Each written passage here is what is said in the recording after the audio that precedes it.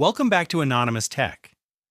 If you were recently removed from the TikTok Creator Rewards program and you're wondering how to get back in, this video will walk you through the exact re-entry process, step by step.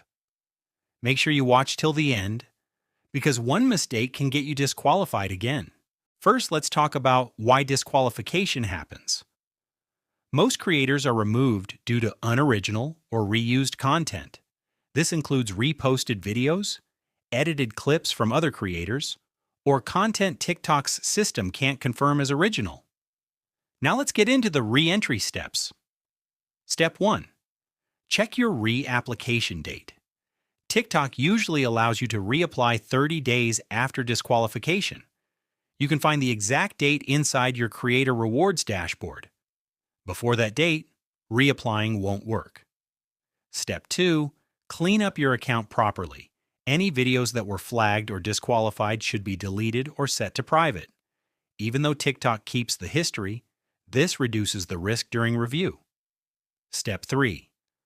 Avoid risky posting. During the waiting period, do not post reposts, compilations, movie clips, or watermark content. If you post at all, only post fully original videos. Step 4. Create fresh original content. Use your own camera, your own voice, or your own screen recordings. Talking videos, tutorials, and original ideas have the highest approval success rate. Step 5. Reapply on your eligibility date. Go to TikTok, open Creator Tools, tap Creator Rewards Program, and submit your application. Approval can take anywhere from a few hours to a few days. One important thing to remember: your past disqualifications don't reset instantly, so staying consistent with original content is the key.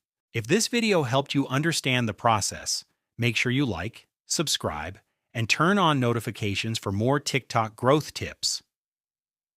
If you have questions or need clarification, drop them in the comments. I reply to them all. This is Anonymous Tech, and I'll see you in the next video.